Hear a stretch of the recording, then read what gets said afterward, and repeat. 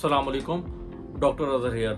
आज की इस वीडियो के अंदर हम ये बात करेंगे कि अगर कोई फीमेल पेशेंट है शुगर की और साथ ही वो हामला होना चाहती है तो उसके लिए क्या गाइडलाइंस हैं। तो सबसे पहले ये याद रखें, अगर कोई फीमेल पेशेंट है और वो शुगर की नोन केस है तो उसको हमल होने से पहले HbA1c करवाना चाहिए और हमल होने से पहले ही उसको जो है वो इंसुलिन शुरू करवा लेनी चाहिए। अगर वो ओरल हाइपोग्लाइसेमिक एजेंट लेती है तो वो उनको स्टॉप करके इंसुलिन के ऊपर शिफ्ट हो जाए और उसका जो HbA1c जो 3 महीने का उसका शुगर का टेस्ट है वो लेस देन 6 जो है वो रिकमेंडेड है कि वो लेस देन 6 उसकी वैल्यू होनी चाहिए। फिर उसकी जो प्रेगनेंसी है वो सेफ रहती है। अब बात करते हैं कि प्रेगनेंसी के दौरान जो है वो ग्लूकोज का कितना लेवल होना चाहिए। तो जो प्रेग्नेंट लेडी के अंदर जो फास्टिंग ब्लड ग्लूकोज है वो लेस देन 90 मिलीग्राम पर डेसीलीटर होनी चाहिए और खाना खाने के बाद 140 मिलीग्राम पर डेसीलीटर से कम होनी चाहिए और खाना खाने के 2 घंटे बाद जो है वो लेस देन 120 मिलीग्राम पर डेसीलीटर होनी चाहिए।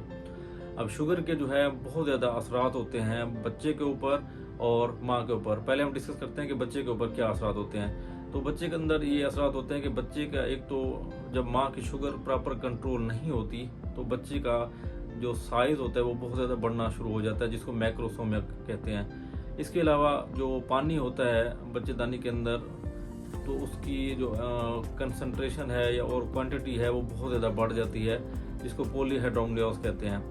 इसके अलावा प्री टर्म डिलीवरी के बहुत ज़्यादा चांसेस होते हैं और जिसकी वजह से बच्चे को जो है वो बाद में लंग के मैच्योर नहीं होते तो पल्मोनरी कॉम्प्लिकेशन बहुत ज़्यादा होती हैं। इसके अलावा बच्चे का साइज़ इवन 4.5 किलोग्राम से भी ज़्यादा होता है, यानी बहुत बड़े साइज़ के बच्चे होते हैं तो इनका सी सेक्शन करवाना पड़ता है और जिसकी वजह से बहुत बड़ा साइज़ होने की वजह से बाद अगर बच्चों को शोल्डर डिस्ट्रोशिया यानी उनको कंधे के अंदर चोट लगने के और इसके अलावा और भी बहुत सी बर्थ ट्रामा होने के चांसेस होते हैं। तो अगर कोई फीमेल पेशेंट है और अपने शुगर को प्रॉपर कंट्रोल करती है तो इन सब सारी पेचीदगियों से वो अपने बच्चे को बचा लेती है।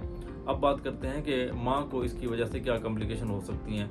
उनमें पहले नंबर पे है कि अगर कोई फीमेल पेशेंट है शुगर की काफ़ी अरसे से वो मेडिसिन ले रही है और उसकी शुगर जो है प्रॉपर कंट्रोल नहीं है, एक तो उसके गुर्दों के ऊपर जो है वो शुगर की जो है वो कॉम्प्लिकेशन स्टार्ट हो रही होती है, यानी वो नेफ्रोपैथी के अंदर जा रही होती है।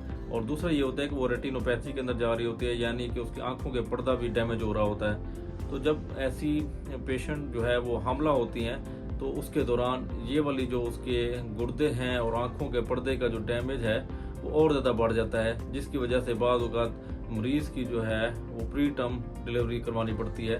यानी अगर ये उसके मसाइल जो है वो बढ़ना शुरू हो जाते हैं तो प्रेगनेंसी को भी टर्मिनेट करना पड़ सकता है।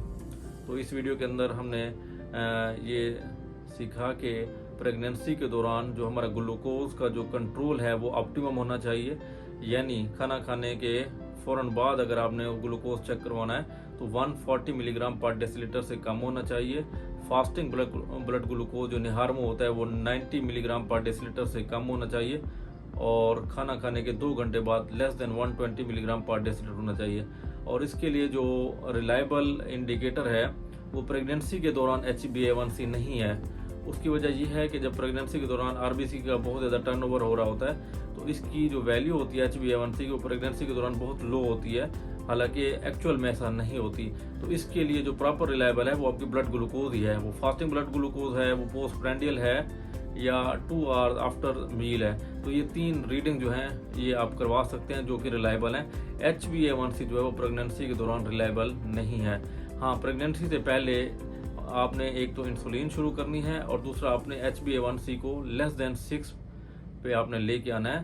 तो ये वाली इंडिकेशन है कि आपकी जो प्रेगनेंसी है उसके अंदर जो है वो पेचीदगियाँ कम से कम होने के चांसेस हैं और इसमें जो है आपने ओरल हाइपोग्लाइसेमिक यूज़ नहीं करनी।